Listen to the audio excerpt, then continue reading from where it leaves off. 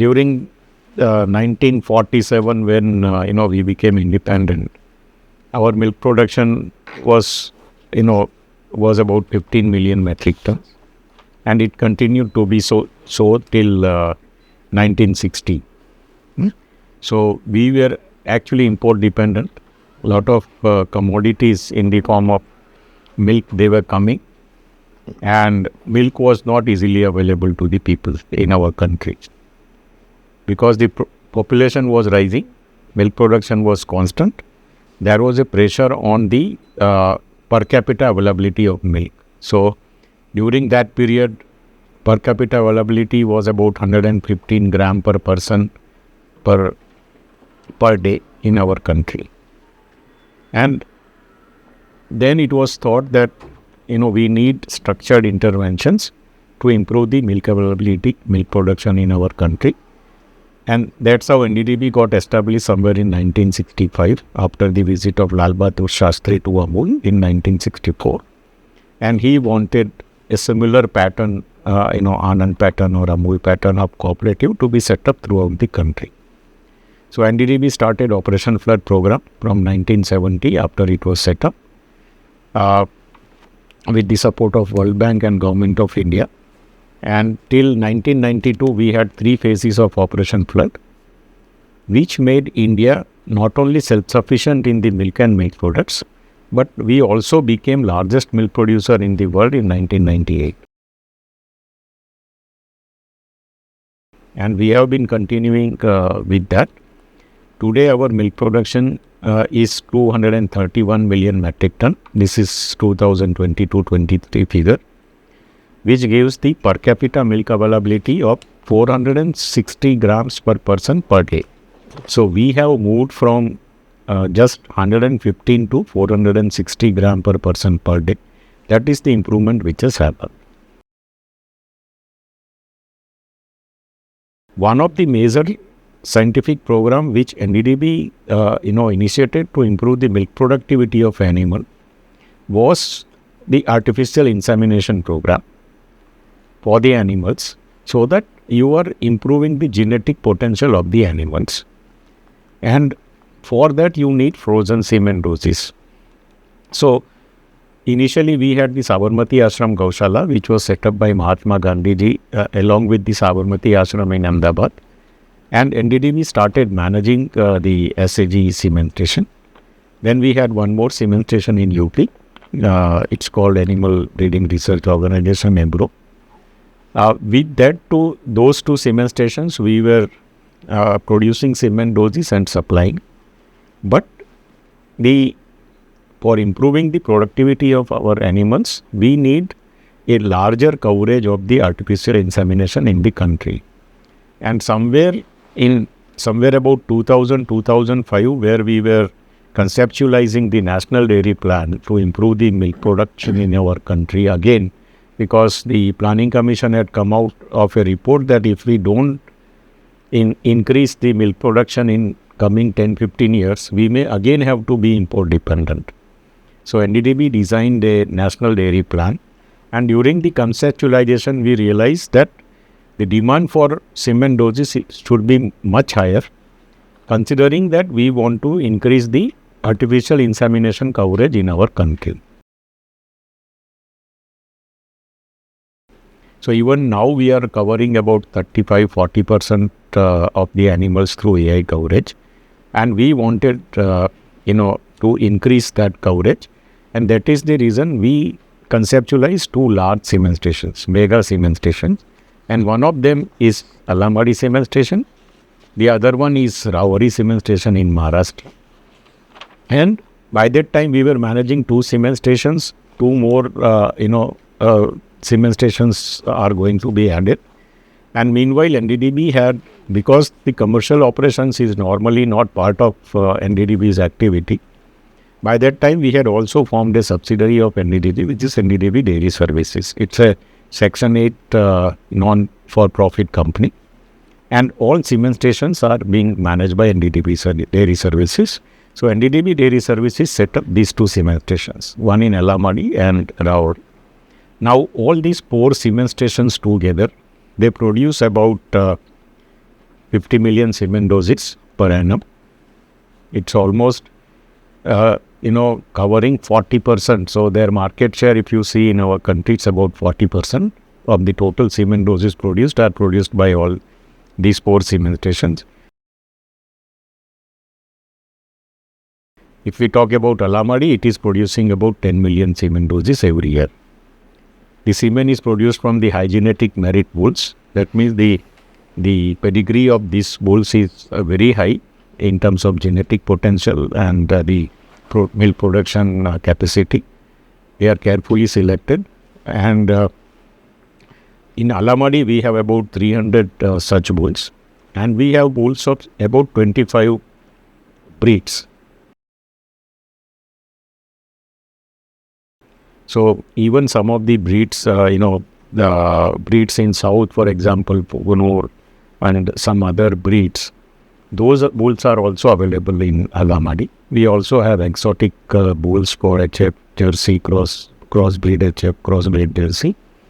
And this we are catering to all the southern states and also Odisha. There is a technology world over which is sex-sorted technology. So normally you have X and Y chromosome in the semen. If conceptualization happens with X, it will be female. Y will lead to your male calf. So what we have done and the technology is available is that you increase the X chromosome in the semen. So if you guarantee 85-90% of the semen will have only X chromosome, then the probability of having a calf, female calf, will also be 85%, 90%, depending on the chromosomes that you have. So in a way, we are sorting X and Y chromosome and giving X chromosome semen using for the artificial insemination to improve the probability of only having a female calf for the farmers. So it's very good for the farmer because, there is a 50% possibility he may get male calf as against now 80 to 85% probability of female calf. So they will be happy. They will not have much economic losses. At the same time, at a country level also, we will be dealing with more female calf and it will be more productive for the farmers. Also the limited resources we have. So if you have male calf, you will have to again feed fodder and everything. There is a pressure. So having more female calf is always better for the country and farmers. And therefore, this technology is in India. So there are 2 US-based companies. Their technology is presently being used in India. Okay. World over also, these are the 2 technologies. What sort of technology? This is one ST and one ABS. These are the 2 companies, US-based companies, which are already marketing and producing sex-sorted semen in India. Price is generally about 1,000 rupees, 2,000 plus, 2,000 minus. The average price is about 1,000. Actual usage now in our country is less than 1%. So if you see total artificial insemination happening, sex-sorted semen is used less than 1%. Okay. But 1,000 rupees for a farmer as of now is very costly. So many of the cooperatives and government, they are subsidizing and the farmer gets at a subsidized rate. For last 4-5 years, we have been working at NDDB Dairy Services to develop our own technology. Okay. And today I visited here, Alamadhi. We have installed the machines which we are working on sex-sorted technology. We have the installed machines here and we have now successfully cracked the technology. We have the technology available to produce the sex-sorted semen. The technology is our own. It's much different from the available technology in the market. And we have started production on a pilot basis. There is also a government grant. So Government of India through Department of Animal Husbandry and Dairying, they have supported us in development of this technology. We had already developed a prototype machine, successfully demonstrated that it is possible to produce the sex-sorted semen indigenously. And based on that success, so we also had a field trial earlier, and based on the successful field trials, the government supported us with the latest machine which we have now installed at Alamadhi. And these sex-sorted semen doses, we want to give to farmers at maybe less than one half or about one third of the price. So 1,000 rupees is the price. We aim somewhere between 300 to 500 rupees, and these semen doses will be available to the farmers. Initial results are good. So in terms of conception rate and also in terms of purity, we are getting the desired results, either equal or better than the technologies which are available. And if everything go as planned, in 2 months' time, we will be ready to launch this technology or inaugurate the machines. Yeah, this is a 100% Aatmanirbhar story. Oh, And therefore, I wanted to visit, see the machines myself, the technology, and understand how it is working. So I had a visit today. We have a good interactions also, and we hope that in August we will be ready to launch this technology. Now with this, so what will happen is, as I told, you will have more number of female calves produced for at the farmer level. So naturally, when the female calf is born, when it gets pregnant, it will start giving way. So first thing is number of female calf will increase, and which will lead to increased milk production. And there will be a lot of saving on the existing subsidy which is provided by the government and various cooperative. There are about 60 semen stations in the country. okay. And existing semen stations, will get the technology. Although the commercial terms and how it will be given, we have not still thought of. Okay. It's not subsidized price anymore. We will be charging a lower price, full price to farmers. So it's available to all farmers.